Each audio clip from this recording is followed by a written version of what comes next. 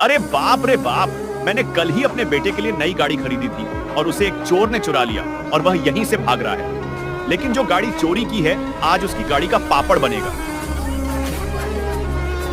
मुझे तो लगता है यही गाड़ी चोरी का होगा, लेकिन इसे देखने से पहले। बेटा, मुझे देखकर इग्नोर मत करना।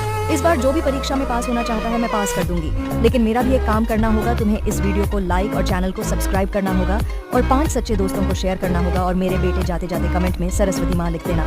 और लो, इसका तो पापड़ ही बन गया।